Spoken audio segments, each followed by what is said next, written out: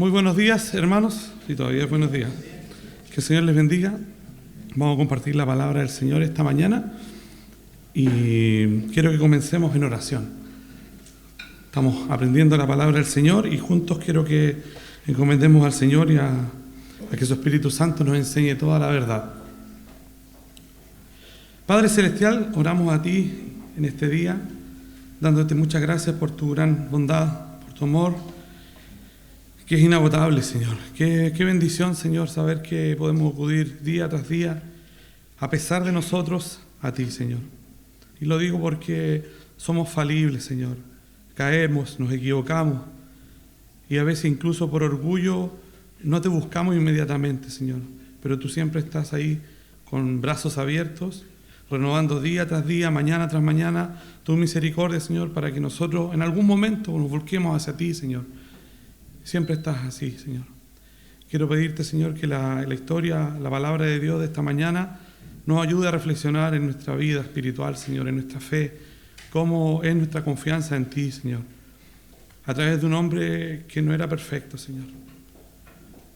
Muchos de nosotros, Señor, en realidad todos no somos perfectos. Dependemos de ti, Señor, y queremos pedirte que tu palabra hable a nuestros corazones en esta mañana y seamos diligentes, Señor, en, como decía el hermano Fabián, en la oración, en entenderla y obedecerla, Señor, porque tú quieres obediencia, Señor, y que hagamos las cosas a tu manera, no a la manera nuestra, Señor. Bendice tu palabra, Señor, y también cada clase que va a ser enseñada en esta mañana, en los niños, los pequeños, Señor, donde tu palabra es expuesta y levantada en alto, Señor. Queremos levantar tu nombre en este lugar, Señor, y te damos gracias por poder hacerlo libremente. En Cristo Jesús oramos. Amén. ¿A quién de los que está aquí le gustaría ser victorioso? Un creyente victorioso. Ya. Miremos nuestra vida y veamos, algunos tenemos, 30 años como yo en el Evangelio. Quizás algunos son nuevitos. Quizás algunos no conocen del Señor aún. No han tenido una relación personal con Él a través de Jesucristo.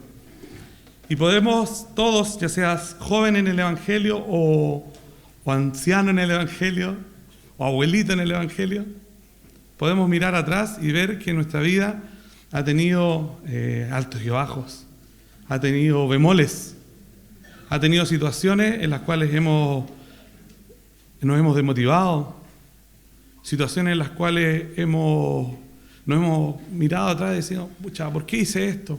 ¿Por qué actué de esta manera? ¿O por qué dije esto de esta manera? Y cuestionamos nuestra situación frente a nuestro Padre Celestial. Y a veces creemos que tenemos que alcanzar un nivel espiritual para proceder en nuestros desafíos espirituales. Pensamos que tenemos que estar con una aureola aquí arriba o estar por allá en una nube. Y la verdad que eso no es lo que nos muestra la palabra del Señor. El Señor nos muestra, sí, el desafío a la santidad, nos muestra el desafío a la obediencia, pero no tomó a hombres perfectos. De hecho, la palabra del Señor nos dice: lo vil y despreciado de este mundo escogió Dios para avergonzar a los sabios. Entonces lo que vamos a hacer en esta mañana es ver la fe de un creyente victorioso, pero vamos a ver que era un creyente que no era perfecto. Y quiero que vayamos a Jueces, ahí vamos a estar. Y vamos a hablar de un personaje que quizá no hay demasiadas historias en la palabra del Señor. Es un personaje que encontramos por ahí en estos capítulos. Y justamente, como yo les decía, la mayoría de los personajes bíblicos que encontramos no han sido escogidos por Dios a base de su perfección. Recordemos Moisés, que él era tardo para hablar, le costaba hablar. Y Dios igual lo llamó sin excepción. Me sirves tal como eres. Pero él en su excusa pidió ayuda y bueno, ahí tuvo a alguien como que tenía el talento o el hablamiento, como decimos a veces, para que lo representara ahí delante del pueblo. Si tú tienes una actitud de corazón, el Señor obra y Él hace y Él provee. Importante la actitud del corazón. Y vamos a ver a este personaje, quiero que me acompañen en este trozo de la historia del pueblo de Dios, que es un trozo de historia triste, es un trozo de historia lamentable. Ya desde el primer versículo que nos encontramos acá, encontramos el contexto. Si tú ves Jueces capítulo 6, vamos a pasar, no vamos a leer todos los versículos, quisiera que los leyeran, pero te encargo para que tú en tu casa los puedas leer. Pero ya el primer versículo nos da el tono de la historia. Y el primer versículo dice: los hijos de Israel hicieron lo malo ante los ojos de Jehová. Y Jehová los entregó en mano de Madián por 7 años. Y ahí tenemos una explicación. Se apartaron de Dios y no solo eso, hicieron lo malo delante de los ojos de Dios y por esa razón Dios, Jehová, los entregó en las manos de Madián, que era un pueblo que estaba ahí cerca de la tierra. Entonces eso es lo que nosotros vamos a ver hoy día. Vamos a ver la historia de este personaje que se llama Gedeón. Vamos a ver el contexto en el cual él ejecutó lo que Dios le pidió y cómo lo hizo. Y vamos a ver que podemos sentirnos identificados en este personaje. Porque muchas veces decimos, yo creo en Dios. Sí, claro, ¿cómo no creer en Dios? Pero cuando ya se trata en algo más personal e íntimo, luchamos con confiarle a Dios las cosas más preciadas nuestras. Si se nos toca nuestra salud, tambaleamos. Si se nos toca más a un pequeño nuestro, un hijo quizás, ¿cómo actuamos? Entonces hay una diferencia entre creer en Dios y creerle. Y eso lo vemos a lo largo de toda la Escritura. Y eso es lo que quiero que veamos. ¿Cuál sería la fe genuina que nos llevaría a la victoria? Basado en una historia de un pueblo que estaba escondido en cuevas, que estaba sufriendo las consecuencias de haberse apartado de Dios. Y no solamente haberse apartado, sino que haber hecho lo malo ante los ojos de Dios. Y eso es lo que encontramos en esta historia. Y justamente a este personaje, Gedeón, por la poca porción que encontramos en la Escritura, no muchos quizás lo escriben como los grandes hombres que hablamos. Siempre se habla de David, de Moisés, José. Pero Gedeón como que queda por ahí relegado. Y a veces vemos su historia y encontramos defectos en él. Vemos dudas, y lo miramos desde una perspectiva de alguien que tiene que estar ahí arriba. Pero no, Dios toma a gente imperfecta y Él las perfecciona. Como dice la palabra de Dios por ahí por Santiago 5:17, hombres sujetos a las mismas flaquezas que nosotros, cuando se refiere a los profetas, a las demás personas que predicaron la palabra de Dios. Pero lo que nosotros encontramos acá en estos capítulo 6, capítulo 7 y parte del 8 también, vemos a una persona que trabajó su fe y que tuvo destreza y valor para obedecer en el momento preciso y escuchar la voz del Señor. Y es un mensaje de fe. Lo que encontramos en estos capítulos es la fe. Y vamos a ver distintos tipos de fe que nos ayudarán a identificarnos con Él. Y el primero de ellos, quiero que lo veamos, es una fe en peligro. Gedeón fue una persona que conoció de primera fuente la historia de su pueblo, y una historia victoriosa. Si tú vas avanzando en los versículos, el capítulo 6, versículo 13, Gedeón le respondió, vamos a ver aquí, Señor mío, si Jehová está con nosotros, ¿por qué nos ha sobrevenido todo esto? ¿Y dónde están sus maravillas? Ya pronto vamos a hablar de esto, pero él conocía las maravillas de Dios. ¿Qué maravillas? A este momento de la historia, ¿qué es lo que ha sucedido? Los milagros de Egipto, algo reciente.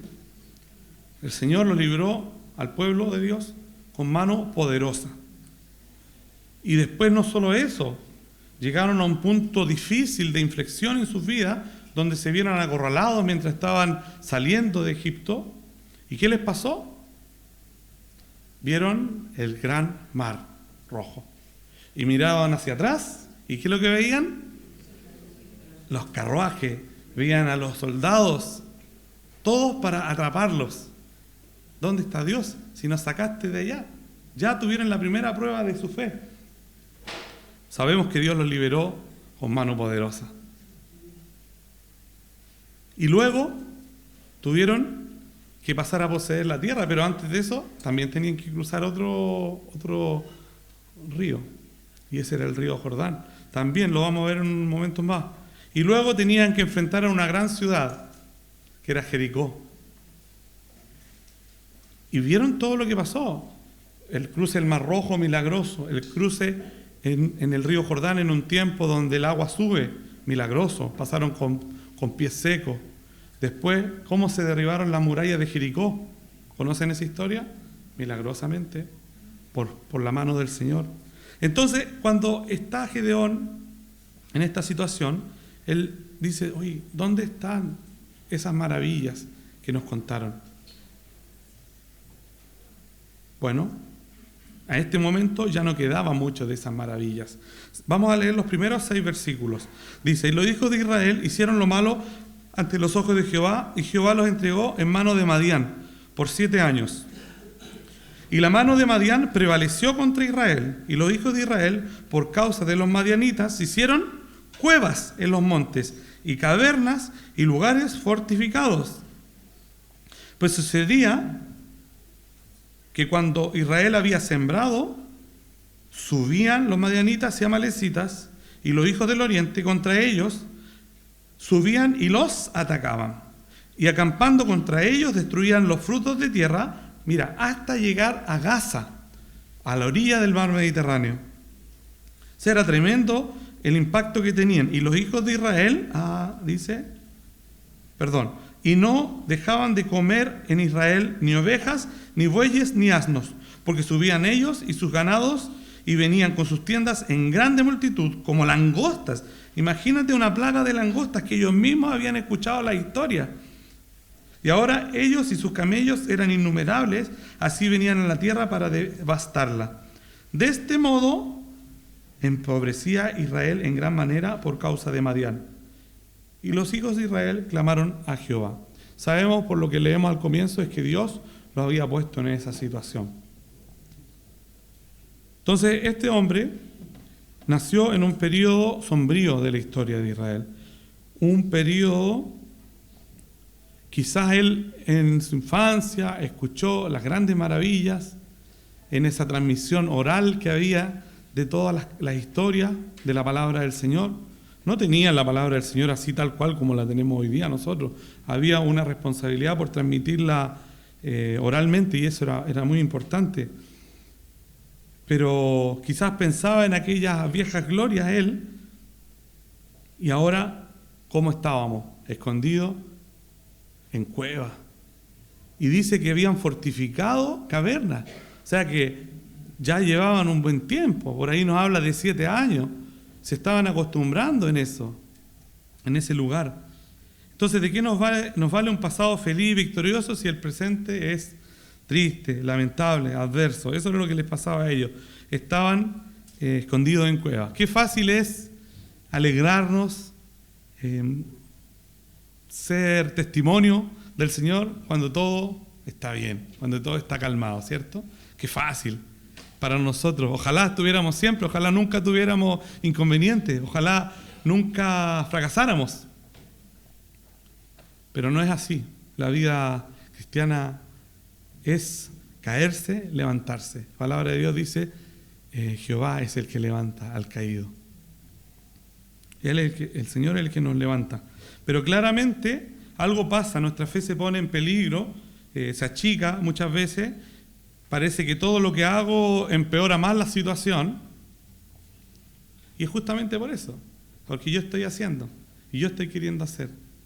Y a veces no entendemos que Dios nos hace pasar por situaciones tal como lo hizo con el pueblo de Israel, porque Él quiere que atravesemos ese valle. Y quiere que cuando lo estemos cruzando, recordemos el Salmo que dice, aunque ande en valle de sombra y de muerte, no temeré. Sombra y de muerte no es una cosita difícil, sombra y de muerte.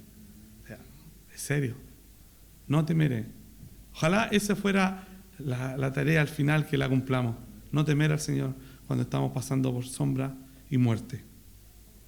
Y en este caso, el pueblo estaba escondido en esas cuevas. Eso fue lo que le ocurrió a ellos. Y lo encontramos en los versículos 3, en los versículos 6. Imagínate, ellos sembraban y tan pronto como sembraban y empezaban a tener quizás el fruto, sus cosechas, ¿qué pasaba? Venían los madianitas como langostas, con camellos, se llevaban todo y los despojaban. Entonces también deben haber estado pasando hambre, pobreza.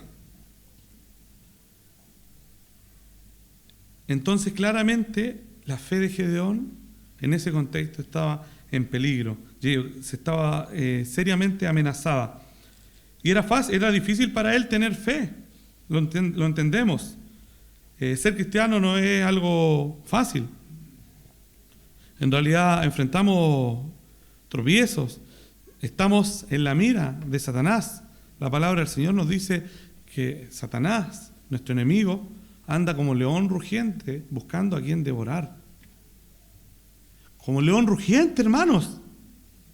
¿Alguien ha ido alguna vez a un safari por la selva?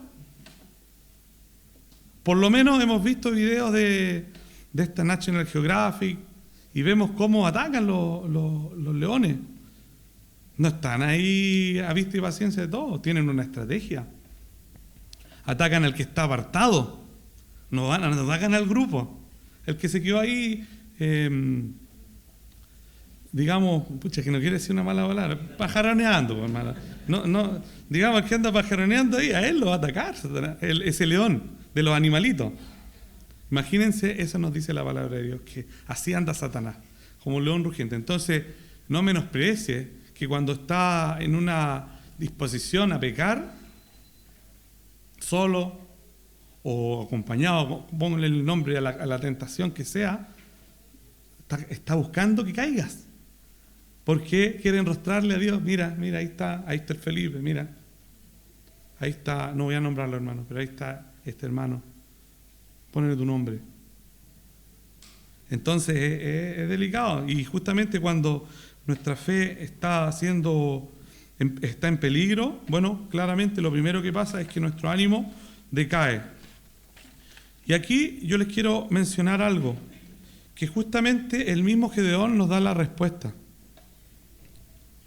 Él le dice a este ángel de Jehová, ¿dónde están las maravillas? Justamente, pues, eso es lo que tenemos que echar mano cuando la fe es amenazada. Busca en tu vida puntos importantes en los cuales el Señor los ha marcado como una maravilla. Yo te aseguro que vas a encontrar en cualquier punto de tu vida hacia atrás la mano del Señor. Y esos puntos, esos momentos que solo tú y el Señor conocen, son tu mar rojo, son tu río Jordán, son tu muro de Jericó, para que cuando tu fe sea amenazada, eches mano de ellos. Entonces, ¿qué es lo que tenía que haber hecho Gedeón? Echar mano de esas cosas. ¿Pero cómo? Mira, estamos en la cueva, ya, primero que nada, por nuestra propia maldad, por nuestra propia culpa. Y el Señor nos liberó de los egipcios. ¿Cómo no temamos, hermano? ¿Se entienden o no? Pero Él está cuestionando a Dios. Y no lo miremos a mal. Por eso digo que a veces se habla de Él como una persona que cuestionaba a Dios. Pero no somos así nosotros muchas veces. Entonces, consejo, lo primero que hagamos cuando llega la dificultad, que va a llegar, si no te ha llegado, va a llegar, no le eches la culpa a Dios. Yo siempre tengo una frase. En vez de preguntar ¿por qué a mí? Pregúntate, ¿y por qué no a mí? Si la palabra del Señor nos dice que en medio de las pruebas nuestra fe crece. Y el Señor, ¿qué quiere que pase con nuestra fe? Que crezca. Entonces no hay otra manera de crecer nuestra fe si no es en la trinchera de la prueba y de la dificultad. Se ha repetido, se ha predicado en este púlpito hasta el cansancio, hermano. Parece poco auspicioso lo que les estoy diciendo, pero es la realidad que vivimos creyentes día tras día. Y la palabra del Señor nos anima en 2 Corintios 4:1, teniendo nosotros este ministerio, no desmayemos. La palabra del Señor dice, no temas ni desmayes, porque yo estoy contigo. Siempre te sustentaré y te levantaré con la diestra de mi justicia. A Josué le dice, mira que te mando, que te esfuerces y seas valiente. Por ahí nos predicaron hace unos días la importancia de esforzarnos y de no temer. Siempre lo está diciendo la palabra del Señor. No te estoy diciendo de que saltes en una pata cuando hay una noticia difícil que llega a tu vida, pero que sí seas capaz de darle la diestra al Señor, de darle la confianza a Él. Señor, vamos juntos, no estamos solos. Porque tu palabra dice, no temas, no desmayes, porque yo estoy contigo. Pónele cualquier contexto que haya en tu vida.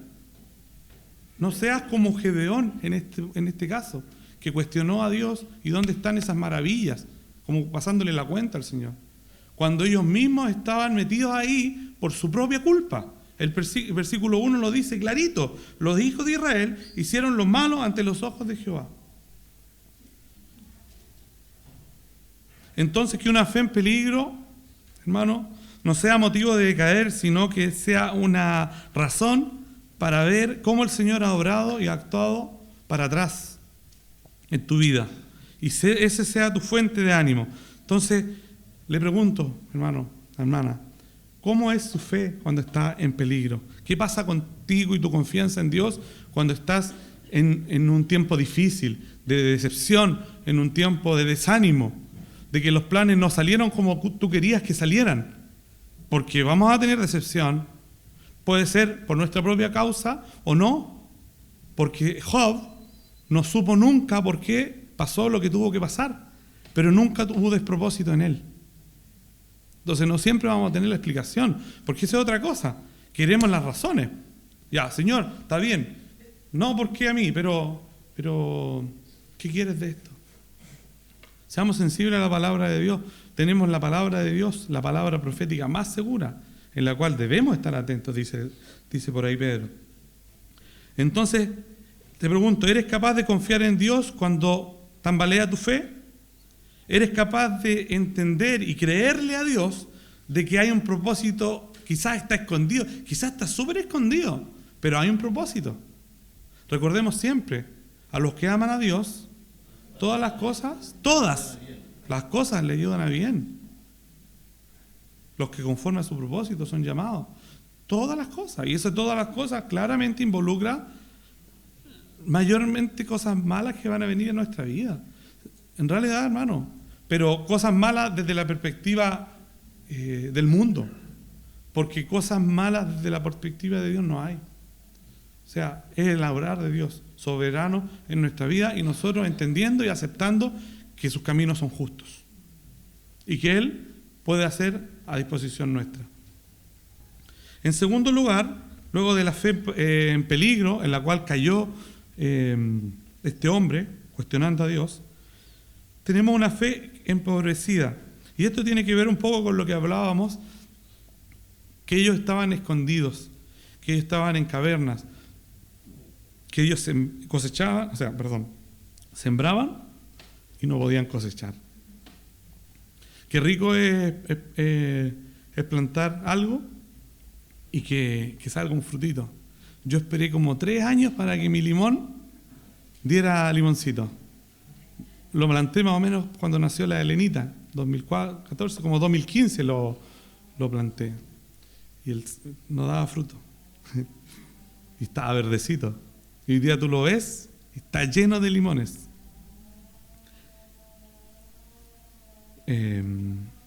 A veces nos desmoralizamos porque no podemos llevar a cabo las cosas cuales planificamos.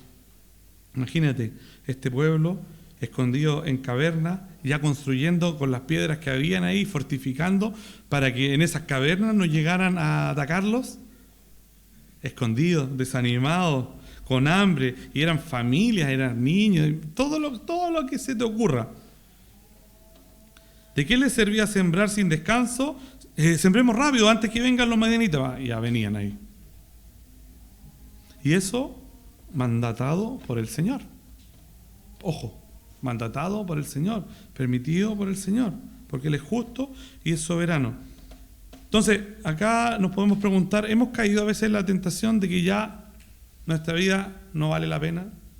¿O nuestra vida ya no hay tiempo para mejorar las cosas? ¿Nunca voy a llegar a ser lo que Dios quería que yo fuera? Bueno, ahí tienes a Satanás, ahí molestándote. Si molestó al Señor Jesús, hermano, en la tentación, ¿cómo no nos va a molestar a nosotros? Acuérdate, anda como león rugiente. No solamente para hacerte pecar en acto, la mente, tentación.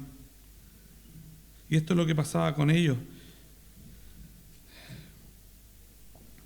Entonces, ¿sientes que lo que está bajo tus pies se hunde? Puede ser.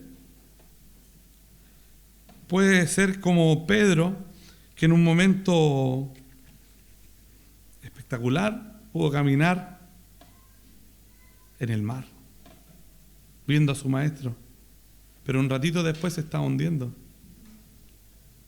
¿Entiendes o no? ¿Puede pasar eso? Puede empobrecerse nuestra fe. Y es lo que le pasó a Pedro fue porque dejó de mirar al Señor y vio todo lo que se estaba moviendo a su lado, el mar. Es increíble lo que puede hacer la fe en nuestro Señor para mantener la calma en un tiempo difícil en el cual nuestra fe es empobrecida. La labor que tenemos, hermanos, es mantenerla. La fe en Dios. Este pueblo es un ejemplo para nosotros, hermanos. Es un ejemplo porque nosotros necesitamos remarcar así, pero grande, grande, grande. Como decía un comentarista deportivo, con letras de liquidación, decía. Debemos anunciar con letras de liquidación las cosas que Él ha hecho en nosotros. Porque esas son nuestra garantía. Y también, por supuesto, para poder contar a otros el poder maravilloso que ha tenido el Señor en nuestras vidas. Porque cuando somos consolados en la lucha, en la dificultad, esa consolación tiene un propósito. Y dice la palabra del Señor, para que nosotros podamos consolar a otros.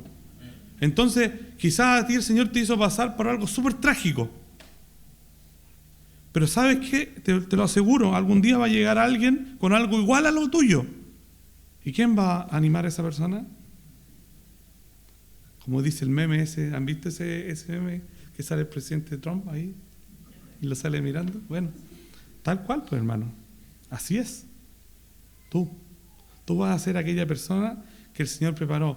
Y puede que el Señor te haya hecho pasar lo que pasaste solamente para guiar a una persona a Cristo que está en esa misma necesidad. El Señor lo puede hacer, hermano. El Señor te puede hacer pasar una enfermedad para que tú alcances a una persona que va a estar en un tiempo específico en la cama de al lado en un hospital. Y tú pasaste todo eso. Y quizás te quedas pensando, ¿pero por qué?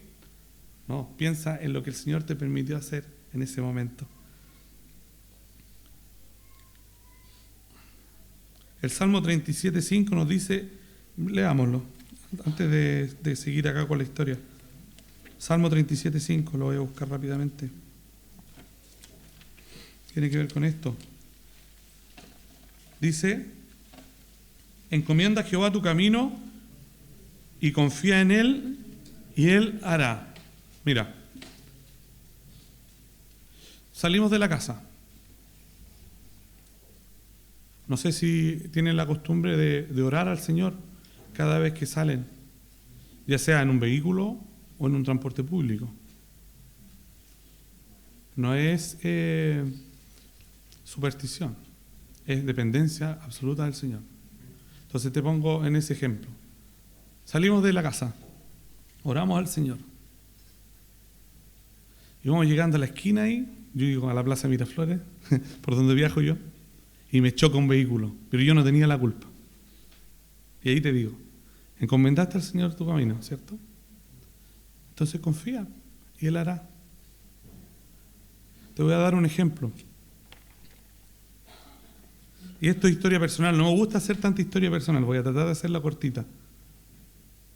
Nosotros pasamos una situación difícil con nuestra hija de cáncer. El año 2019, en abril, con Verónica, la del medio. Pero ¿saben qué? El año anterior tuvimos un accidente con la Pamela y el vehículo fue pérdida total. Entonces, el Señor me hizo pasar por ese accidente para tener un vehículo nuevecito. Para todos los viajes que tuve que hacer a Santiago, pero que fueron a veces 5 días a la semana, por un año completo. Entonces, de repente el Señor es gracioso. Me hizo cambiar el auto, no poniéndome más plata, sino que el seguro se pusiera. ¿Te das cuenta? Confía en el Señor y Él hará. Yo lo veo así. Tú puedes ponerle el nombre, el apellido que tú quieras a la manera en la cual el Señor obra en tu vida. Tu labor es mantener la fe. Encomendarte al Señor, pero confiar en Él y Él hará. Entonces, como yo les decía anteriormente, y tiene mucho que ver con el punto anterior, debemos tomar al pueblo de Israel como un ejemplo para nosotros. La manera en la cual Dios ha operado anteriormente es como Él es. Y Él puede operar nuevamente en eso. O sea, el poder que tuvo el Señor, perfectamente lo puede tener más adelante en tu vida. Entonces tú tienes que orar así. Señor, yo miro para atrás y veo el poder milagroso que tuviste, en mi caso, en sanar a mi hija milagrosamente, para testimonio y para gloria de tu santo nombre. Entonces lo que me está pasando ahora, Señor, confío en ti, porque sé que tú tuviste ese poder y no cambias. No eres como nosotros, que cambias de opinión. No, Dios es inmutable, hermano. Y acá quiero llevarnos un poquito a la historia en el caso de Josué. ¿Qué es lo que tenía que...? En Josué. Vamos a ir a Josué capítulo 3. Marquen ahí su texto en Jueces, que estamos viendo la fe empobrecida de Gedeón. Y si vamos a Josué 3, yo les mencionaba delante el cruce del Mar Rojo y después les dije que pasaron también el Jordán. Pero mira, Josué capítulo 3, versículos 14 al 17, dice: y aconteció que cuando partió el pueblo de sus tiendas para pasar el Jordán, con los sacerdotes delante del pueblo, llevando el arca del pacto, cuando los que llevaban el arca entraron en el Jordán, mira lo que sucedió. Y los pies de los sacerdotes que llevaban el arca fueron mojados, claro, a causa de la orilla, dice, mojados a la orilla del agua, y dice, porque el Jordán suele desbordarse por todas sus orillas todo el tiempo de la siega. Las aguas que venían de arriba se detuvieron, como en un montón bien lejos de la ciudad de Adám, que está al lado de Zaretán, y las que descendían al mar del Arabá, el mar salado, se acabaron, y fueron divididas.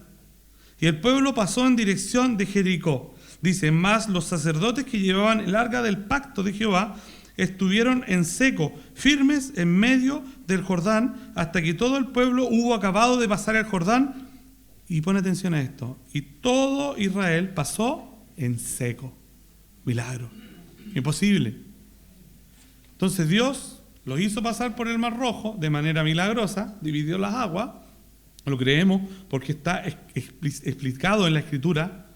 Y toda la Escritura es inspirada por Dios y útil. Y después el Señor les muestra algo parecido, para que ellos reforzar. El Señor es muy didáctico, hermano. Nos hace pasar muchas veces por el mismo lugar para que nuestra fe sea ejercitada y nuestra fe en el Señor crezca.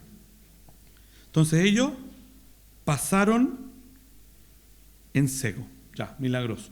Pero mira lo que dice el capítulo siguiente, capítulo 4, versículos 1 al 7, y pone mucha atención a esto. Cuando toda la gente hubo acabado de pasar el Jordán, Jehová habló a Josué, diciendo, tomad del pueblo 12 hombres, uno de cada tribu, y mandadles diciendo, tomad aquí en medio del Jordán, del lugar donde están firmes los pies de los sacerdotes, 12 piedras, las cuales pasaréis con vosotros y levantadlas en el lugar donde habéis de pasar la noche. Entonces Josué llamó a los 12 hombres a los cuales él había designado de entre los hijos de Israel, uno de cada tribu. Y le dijo Josué: pasad delante del arca de Jehová vuestro Dios a la mitad del Jordán, y cada uno de vosotros tome una piedra sobre su hombro, conforme al número de las tribus de los hijos de Israel, para que esto sea señal entre vosotros, y cuando vuestros hijos, o sea, Gedeón, mira, y cuando vuestros hijos preguntaren a sus padres mañana diciendo: ¿qué significan estas piedras?, les responderéis que las aguas del Jordán fueron divididas delante del arca del pacto de Jehová. Cuando ella pasó el Jordán, las aguas del Jordán se dividieron, y estas piedras servirán de monumento conmemorativo a los hijos de Israel por siempre. O sea, yo te pregunto, ¿qué pasó entonces con Gedeón? Que le estaba cuestionando a Dios. Uy, Dios, ¿dónde están esas maravillas? Bueno, el objetivo de esas piedras era recordárselo y transmitírselo a sus hijos. Y eso es una importante labor que tenemos los que somos padres. Y los que no somos padres también, los que no son padres también. Transmitir las verdades del Señor a las siguientes generaciones. Tenemos una responsabilidad de contarles lo que Dios ha hecho y de llevarlos a Cristo. Y en este caso vemos que podemos utilizar estos monumentos. No te estoy diciendo que hagas altares ni nada. Era lo que se aplicó en la práctica para el pueblo de Israel. En mi caso, yo le contaba de mi accidente, que perdí el vehículo. Siempre que paso por ese lugar, y paso a veces 2 veces a la semana por trabajo, siempre hago una oración y le doy gracias al Señor por lo que me hizo, salvó, como nos protegió con Pamela en ese lugar. Más remate iba con ella. Entonces, eso me refiero, hermano. Guarda y marca esos momentos, esos tiempos que el Señor ha trabajado y obrado y te ha liberado milagrosamente para que los utilices en el futuro, porque va a venir la dificultad. Protege tu fe de que sea empobrecida. En peligro una fe empobrecida, y también una fe que puede tener obstáculos. Puede ser tu propia familia, y eso es lo que vamos a ver a continuación. Él tuvo que superar, volvamos ahora a Jueces, capítulo 6. Él tuvo que superar barreras. Antes de vencer a los amonitas, tuvo que vencer sus luchas internas, tuvo que vencer sus influencias familiares. Antes de que él hubiera tenido victoria externa, hubo desmoralización, hubo fracaso, hubo desánimo. ¿Te suena? Yo he tenido fracaso, yo he estado desmoralizado, pero he podido aprender a través de eso a confiar en el Señor. Sin lugar a dudas, hermanos, nuestra fe es obstaculizada por distintas razones, y en el caso de ellos era 100% por sus malas acciones. Como dice el capítulo 6, versículo 1, hicieron lo malo ante los ojos de Jehová, y Dios los entregó en la mano de estos madianitas. En el caso de Gedeón, quizás también, antes de servir a Dios como Dios lo demandaba, tuvo que derribar cosas que habían en su vida y que lo ataban a ese pasado idólatra del pueblo. Entonces, vamos a ver a la luz de los siguientes versículos. Por ejemplo, capítulo 6, versículo 13. Y Gedeón le respondió al Señor: ¿por qué nos ha sobrevenido, dice, todo esto, y dónde están todas tus maravillas? O sea, el primer obstáculo que él tenía era una fe, un espíritu de descontento, de no conformidad. ¿Te suena la palabra contentamiento? ¿Entiendes lo que es contentamiento? Debe haber contentamiento en nuestra vida, hermano. Eso es fundamental en nuestra vida cristiana. Contentamiento. Una acción voluntariosa de estar contento en el lugar donde el Señor me tiene y haciendo lo que el Señor me tiene. Eso es contentamiento. ¿Se acuerdan? Hace una semana atrás estuvo Pastor Marcelo Varela con nosotros y nos compartía esas imágenes que vimos de la cárcel donde estuvo preso el apóstol Pablo. ¿Se acuerdan, no? Y él nos habló de la epístola que él escribió. Y ahí mismo encontramos a él diciendo, regocijado en el Señor, en una prueba difícil. Eso es contentamiento. Estoy contento con lo que el Señor me da. Porque si estoy descontento, me deprimo. Porque si estoy descontento, pienso en mí mismo. Y no pienso en el que está al lado. ¿Te has dado cuenta? Voy con cara de enojado. O no sé, quizás a algunos se nos nota más. ¿Cierto? Algunos quizás lo pueden disimular. Yo en mi caso es imposible. Se me va a notar el descontento. Pero si estamos con esa actitud de contentamiento, vamos a poder mirar a los que están alrededor nuestro, por supuesto. Entonces, ¿qué pasó con Gedeón? Un descontento que le hizo culpar a Dios. O quizás cuestionarse, ¿dónde está esas maravillas que hiciste? Claro, eso estaba haciendo. A las circunstancias o a Dios. No es que pensó en un líder del pueblo. No, él pensó directamente en Dios. Claro, habría sido lo más justo decir, Señor, la embarramos. Quizás no yo, pero sí el pueblo la ha embarrado. Como ¿conocen la oración de Daniel por ahí en el capítulo 9? Cuando Dios le reveló lo que iba a pasar en el futuro. Él partió un tiempo orando al Señor, reconociendo sus pecados, pero más que nada los pecados del pueblo que se había apartado de Dios, que estaba en cautiverio. Entonces, esto es lo que le estaba pasando a Gedeón, contrariamente, él estaba echándole la culpa a Dios. Habría sido lo justo admitir su culpabilidad o la culpabilidad del pueblo. No que Dios fallaba, sino que ellos andaban en mal camino, como lo vimos en Jueces 6, versículo 1, y como lo vemos también en los versículos 8 al 10. Dice, Jehová envió a los hijos de Israel un varón profeta, el cual les dijo, así ha dicho Jehová, Dios de Israel, os hice salir de Egipto, y os saqué de la casa de servidumbre. Perdón, ¿estoy bien? 8 al 10, sí. Y el 9, os libré de la mano de los egipcios y de mano de todos los que os afligieron, a los cuales eché de delante de vosotros, y os di su tierra. Ya, eso es lo que hizo el Señor. Y os dije, yo soy Jehová vuestro Dios, no temáis a los dioses de los amorreos. Otra vez, no temáis, importante, en cuya tierra habitáis, pero no habéis obedecido a mi voz. Entonces, ¿por qué había descontento? Porque no habían obedecido a la voz del Señor. Mucho mejor sería, hermanos, que en vez de vivir quejándonos por nuestras circunstancias, oráramos a Dios en gratitud y tuviéramos un corazón sensible y dócil. Jesucristo es el ejemplo. Cuando Él estaba pasando por esa humillación, Él dijo, perdónalo, porque no saben lo que hacen. Y eso es lo que menos pensamos cuando nos vemos en un aprieto o alguien está haciendo una injusticia con nuestra vida. Y esto no debe ser. Somos cristianos, debemos pensar como Cristo.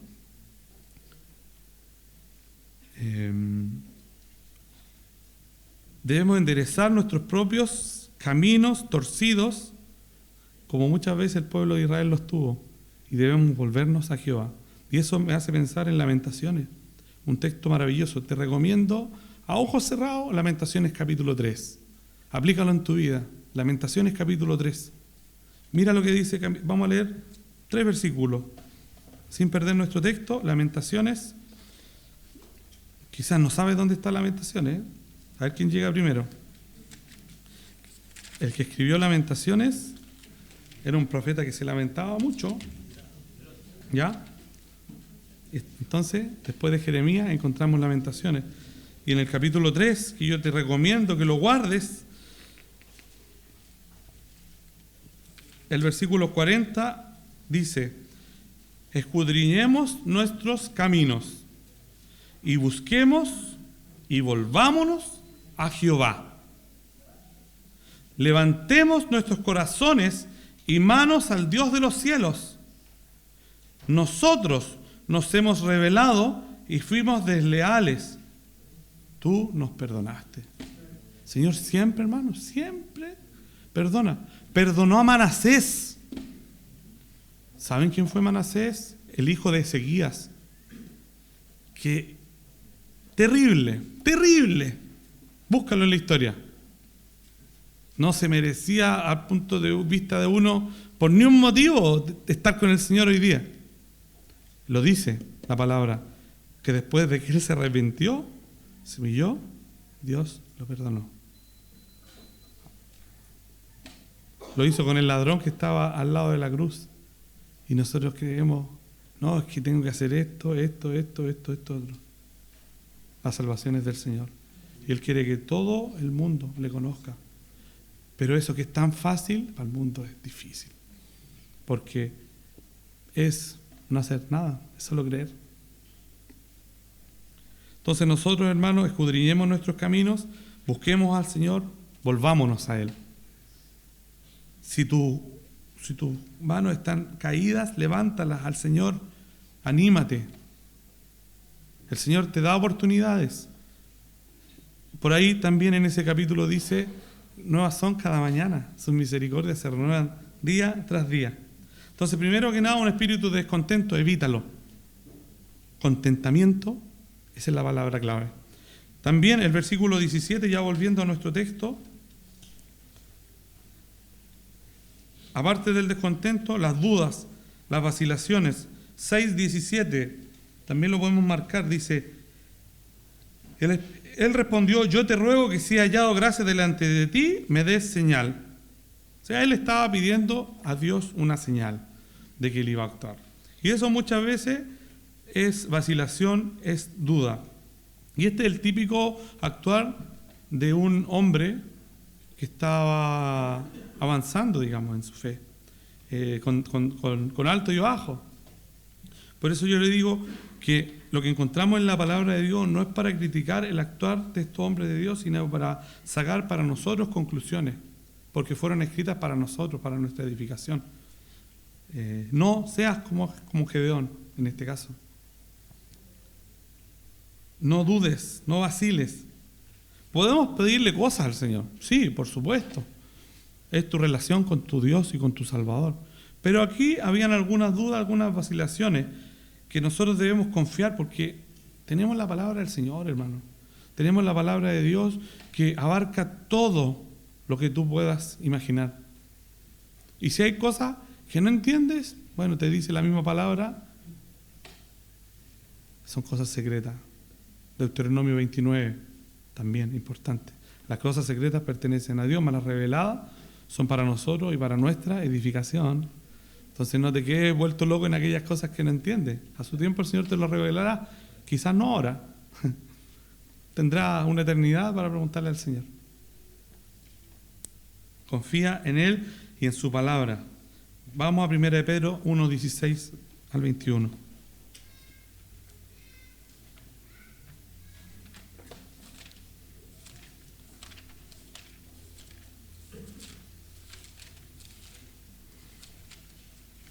Primero de Pedro 1, 16. A ver.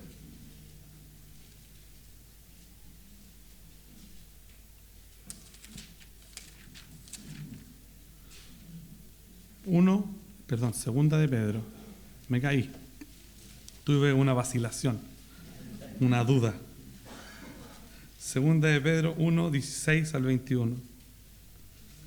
Porque no os hemos dado a conocer el poder y la venida de nuestro Señor Jesucristo siguiendo fábulas artificiosas. Como alguien te puede decir, eso no es verdad.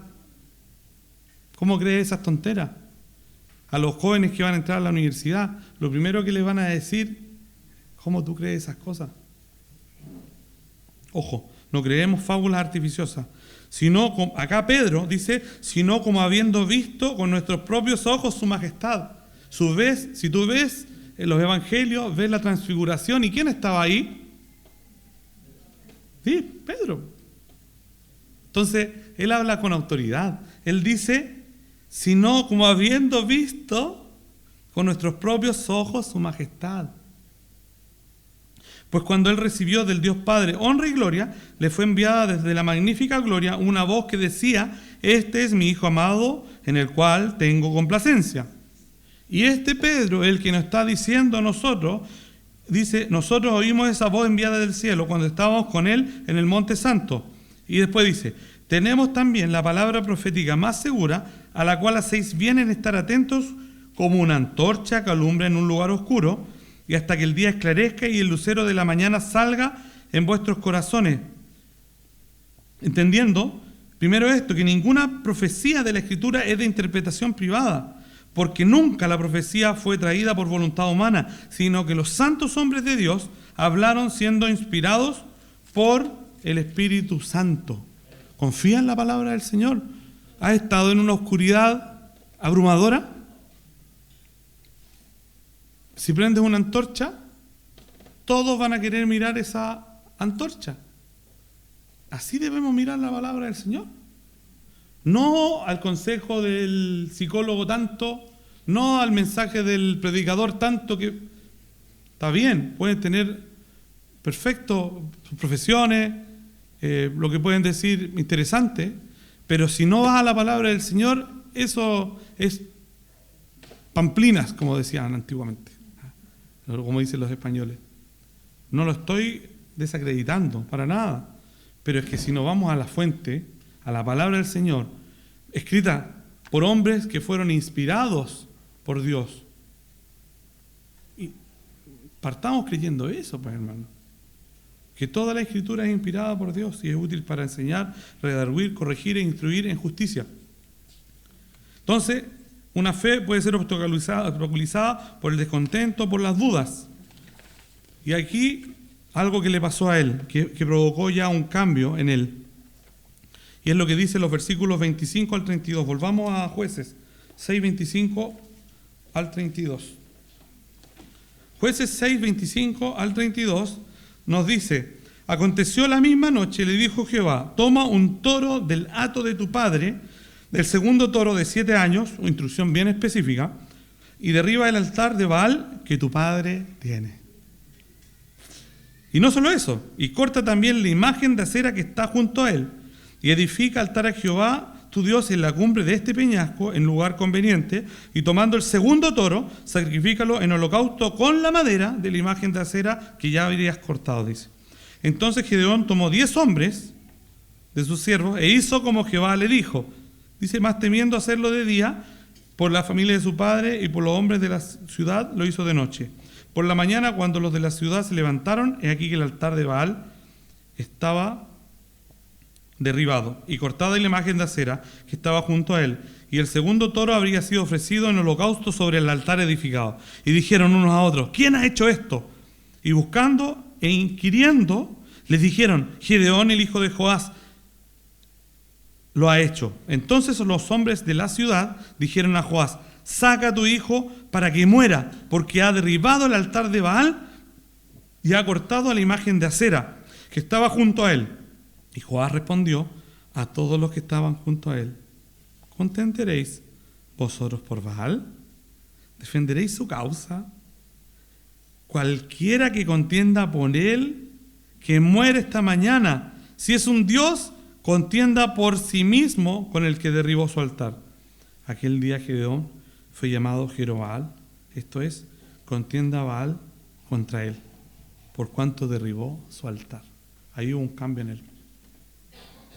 Tomó acción, tomó decisión y tomó cambio. Rompió las cosas que provocaron que el pueblo del Señor se contaminara. Porque vieron a las mujeres de los madianitas y se llegaron a ellas. Vieron a sus dioses, Baal, Acera, y los hicieron como sus propios dioses. Sus costumbres, su manera de pensar, su manera de actuar. ¿Te suena? Las cosas que le gustan al mundo son las mismas cosas que te gustan a ti o que nos gustan a nosotros. ¿Todas? ¿Hay alguna diferencia? En el caso de él se habían mezclado y él tuvo que cortar con eso. A pesar de que primero lo podían ver, lo hizo prudentemente en la noche, pero el otro día se supo igual, anduvieron buscando. ¿Quién fue? Él, pues. ¿Y quién lo respaldó? Su padre. Dios lo respaldó finalmente a él, porque hizo lo que tenía que hacer. Él tenía un corazón dividido, adoraba a Dios, pero tenía esa herencia familiar. ¿Te suena a ti o no? ¿Cuánta herencia familiar tenemos a veces? No solamente de la iglesia católica predominante en nuestro país, pero también de las costumbres, de cómo se hacen las cosas. Y nosotros tenemos que tener en algún momento un quiebre y creerle a Dios, escuchar el consejo de Él. El descontento y las vacilaciones que acabamos de ver vienen de esa manera pasada de hacer las cosas. Pero en el momento que decidimos hacer las cosas bien, como Dios manda, mira que te mando que te esfuerces. Nos hablaban en la ofrenda de la obediencia, de hacer las cosas como Dios quiere que lo hagamos. Bueno, ese fue el momento de Gedeón. El Gedeón que antes de esto se lamentaba, que antes de esto dudaba, que antes de esto le echaba la culpa a Dios. Ahora, ¿qué es lo que hacía? Rompía aquello que lo ataba a su pasado. Esos obstáculos que él tenía, esa falta de confianza, esa vida de superstición y no de confianza en la palabra del Señor, fue rota. Entonces la pregunta para nosotros en este momento es: ¿hay algo que obstaculiza nuestra fe en nuestra vida? ¿O algo que obstaculiza nuestro compromiso con el Señor? La duda, el descontento, el compromiso. ¿Hay algo que nos está impidiendo avanzar más?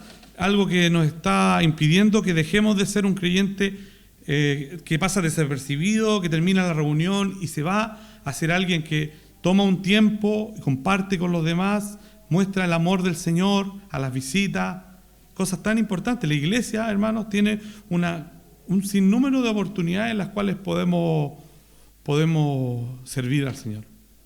Si tú quieres, habla con tus líderes, habla con el pastor Jaime, y el pastor, te aseguro lo que te va a decir, hágalo. ¿Cierto, pastor? Pastor, ¿por qué no hacemos esto? Hágalo, güey. ¿Sí o no? Entonces, podemos, hermanos, involucrarnos en las cosas del Señor desde algo tan simple como, por ejemplo, haber traído un vasito de agua al predicador, o de cederle el asiento a alguien que llegó. Quizás viene alguien vergonzoso, mejor yo me voy a ir a un lugar. Ahora yo también soy vergonzoso, puedes decir, pero voy a romper eso y voy a dejarle la oportunidad a otro. ¿Qué te falta para dejar de pensar, o qué nos falta mejor, para dejar de pensar en nosotros mismos y empezar a amar a los demás poniéndonos en su lugar? Bueno, debe haber un momento, debe haber una decisión. En el caso de Josué, que es el libro que está antes, hubo un punto y un momento. Pero yo y mi casa serviremos a Jehová. Cualquier servicio que hagas para el Señor, no lo veas como estoy obedeciendo al que me está pidiendo. No. Piensa en que lo haces para el Señor. No hay cansancio ahí. Cuando miramos al Señor, es así. Tú sirves al Señor. Entonces, en este momento ya, cuando se acaba el peligro, los obstáculos, el empobrecimiento de la fe, es cuando llega el triunfo, porque él ya hizo un cambio en su vida. Mira, aquí el capítulo 6:34, y aquí ya vamos a ir avanzando hacia el final. Entonces el Espíritu de Jehová vino sobre Gedeón. Hemos dicho en otras ocasiones que en el Antiguo Testamento el Espíritu Santo no era morada permanente en los creyentes. Venía, se iba. En el creyente somos sellados por el Espíritu Santo. Pero en el caso de ellos, dice por eso, dice: el Espíritu de Jehová vino sobre Gedeón. Y cuando éste tocó el cuerno, los abiezeritas se reunieron con él. Entonces en este momento él tocó el cuerno y convocó a otros. Cuando Dios ya trabajó en su vida. Al principio fue un pequeño grupo, luego se unieron muchos más que estaban esperando un llamado a la acción. Antes de que él tuviera victoria, porque ya sabemos la historia al final, triunfaron, ¿qué pasó? Capítulo 7, versículo 2. Dice: y Jehová dijo a Gedeón: el pueblo que está contigo es mucho para que yo entregue a los madianitas en su mano. ¿Cómo así?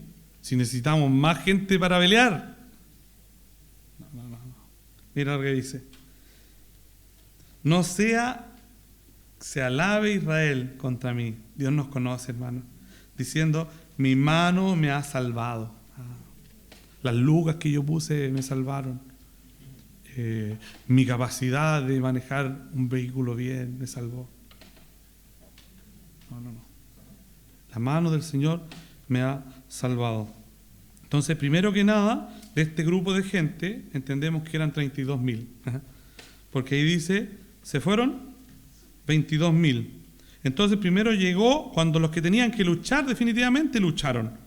Y en este caso eran 10.000. Ahora, ¿por qué? Porque el Señor quería sacar a aquellos que se iban a vanagloriar. Entonces, ¿cuál es nuestra actitud, hermanos? Yo te hablaba del servicio en la obra del Señor, ¿cierto? Es importante que nos involucremos, pero más importante es la actitud con la que lo hacemos. Porque yo puedo ser un músico de excepción, pero tengo una mala actitud. Termino la alabanza, me paro, me voy, listo. No estoy consciente de lo que está pasando. O hago una clase, o hago una enseñanza, y enseño muy bien delante de todos, pero resulta que después nadie me conoce. Y resulta que no puedo ver a la gente en la cara. Hay iglesias en las cuales los pastores hay que hacer fila para verlos. Usted tiene a su pastor aquí cerca, ¿se dan cuenta, no? ¿Cuál es la actitud con la cual hacemos las cosas? Cualquier servicio al Señor debemos evitar la vanagloria. ¿Y cuál es la manera de evitar la vanagloria? Una palabra que no nos gusta: humildad.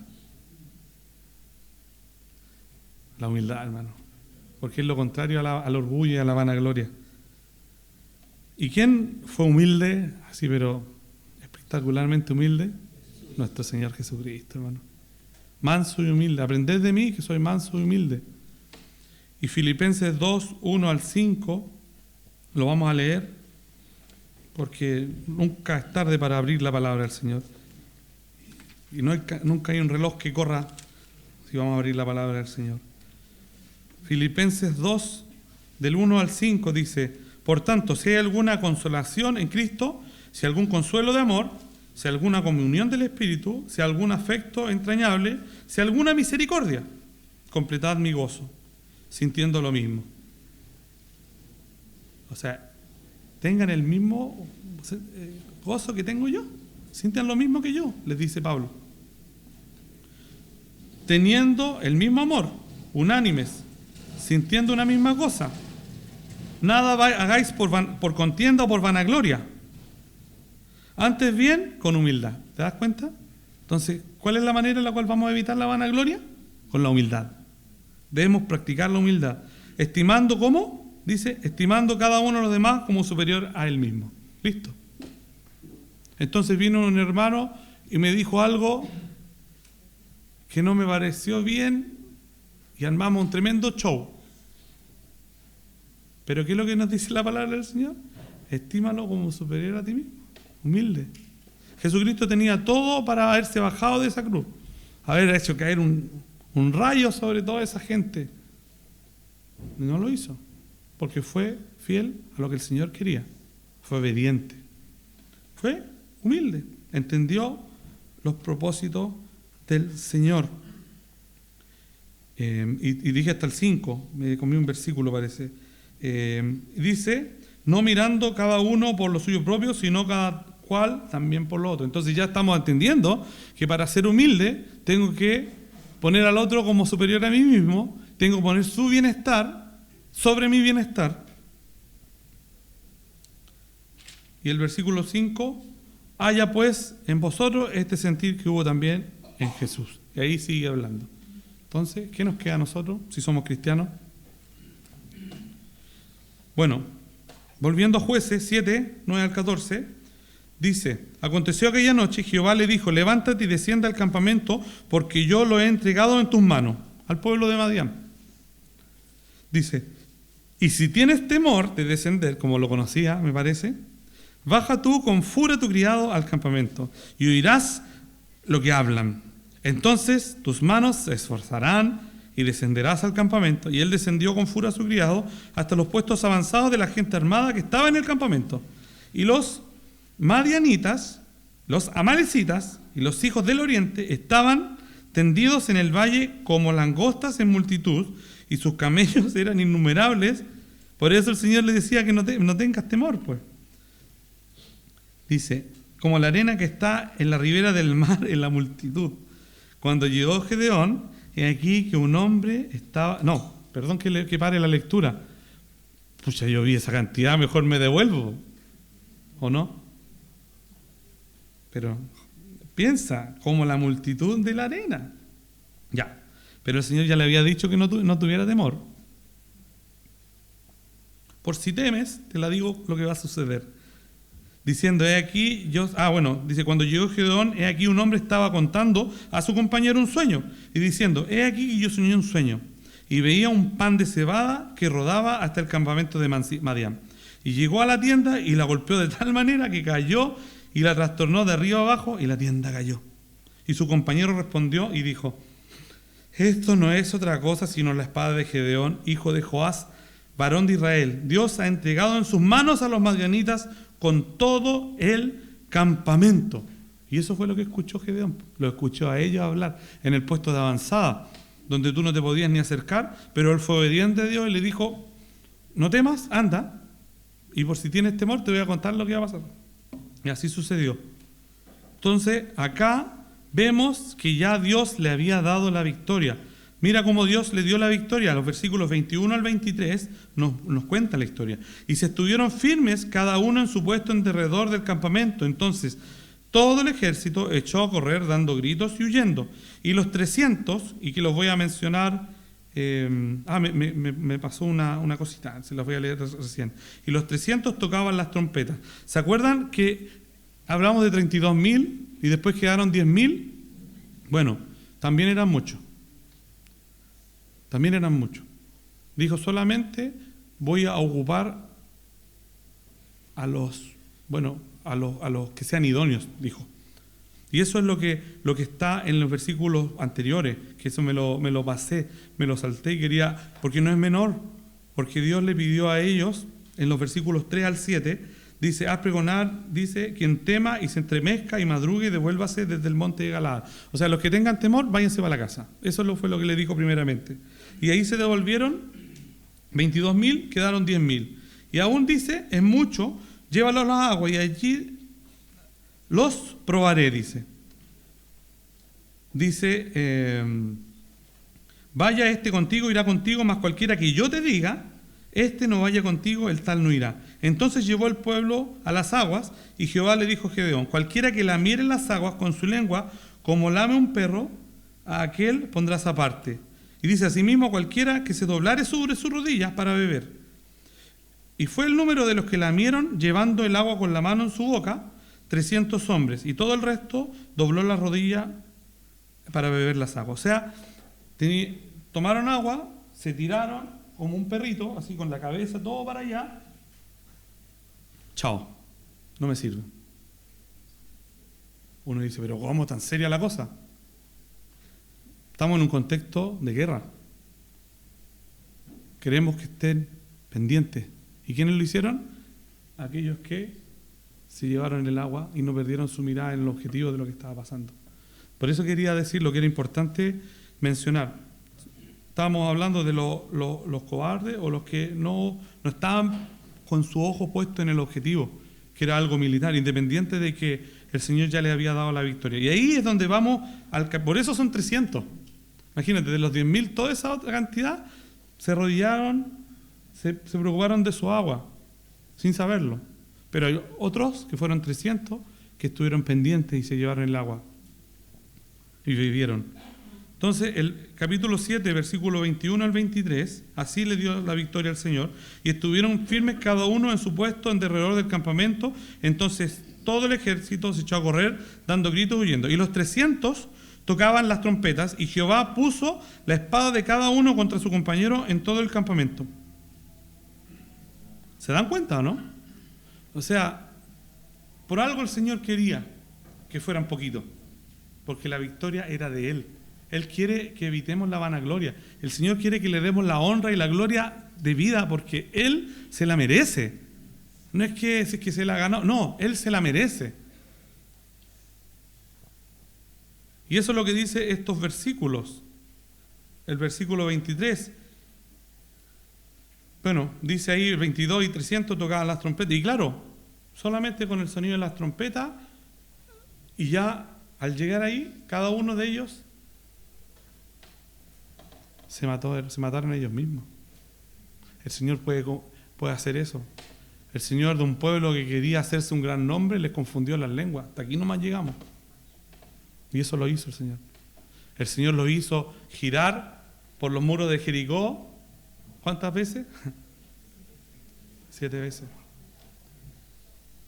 Pero ¿cómo, Señor, me estás haciendo esto a mí? Humildad, contentamiento, mis propósitos, mi gloria, dice el Señor. Porque los muros cayeron. ¿Qué poder tiene una trompeta? No, es poder del Señor. Siempre la honra y siempre la gloria es del Señor. Una fe triunfante, hermanos, es aquella que cree en Dios, le cree sus justos juicios, su soberanía en nuestras vidas y le atribuye todo. Como dice Job. Job 2:10. Lo voy a leer rápidamente. Dice lo siguiente. Ahí está. 2:10, Job. Y él dijo: ¿cómo suele hablar cualquiera de las mujeres fatuas has hablado? ¿Qué? Y dice: ¿recibiremos de Dios el bien y el mal no lo recibiremos? Que esas palabras de Job te hagan pensar, hermano. Él en todo esto no pecó, dice Job con sus labios. Nuestra fe, hermano, va a ser triunfante cuando aprendamos a confiar en Dios. Cuando aprendamos a creerle a Dios. Y no a apoyarnos en nuestras propias capacidades. Él no fue un superhombre. Era un hombre, ¿vieron? Dudaba. Era un hombre que estaba... Te puedes identificar perfectamente con él. Pero hubo un momento en el cual su vida cambió. Su compromiso con Dios cambió. Él supo responder a la voz del Señor cuando Dios lo llamó y estuvo dispuesto a ser utilizado. Y en la vida de él encontramos varias cosas que nos deberían llamar la atención en todo esto. Cuando él tocó esa trompeta, ¿qué es lo que hizo? Fue convocar a otros. Y eso es importante porque él hizo público su llamado. Y eso es lo que debemos hacer también. Podemos aplicarlo en nuestras vidas. Quizás vivimos de batalla en batalla y de derrota en derrota, y en los lugares en los cuales los desenvolvemos, nadie sabe que somos creyentes. ¿Qué gloria le vamos a dar al Señor en ese comportamiento? Y él no, pues. Cuando entendió la realidad, empezó a convocar y a gritar, a buscarlos. Y otra cosa muy importante que les quiero decir, hermano, capítulo 7, versículos 12 al 15, que nos dice mucha atención, pero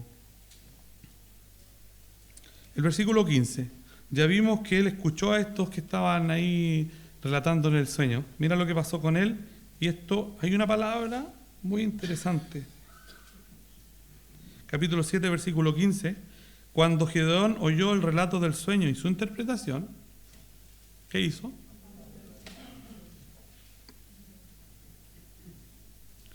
Venir a la iglesia un domingo, cantar alabanza, escuchar la palabra de Dios, tomar decisiones de sacrificio, es alabarle. Podemos adorar a Dios, a nuestro Dios, conjuntamente. Pero tú tienes oportunidades para adorar a Dios cada día y cada momento en tu propia vida. Cuando el Señor actúe y obre en ti, haz una pausa, adórale, agradécele. ¿Conoce a Dios? Si no conocemos a Dios, ¿cómo le vamos a adorar? En la palabra del Señor nos muestra cómo Él es misericordioso, es abundante en amor, tardo para la ira. Gracias, Señor, por eso. Y debemos estar dispuestos a ser utilizados. Y en estos días necesitamos hombres como Él, pues, como este Gedeón, mujeres, por supuesto. Necesitamos hombres de fe que le crean a Dios. ¿Quieres ser uno de esos? Terminemos en oración.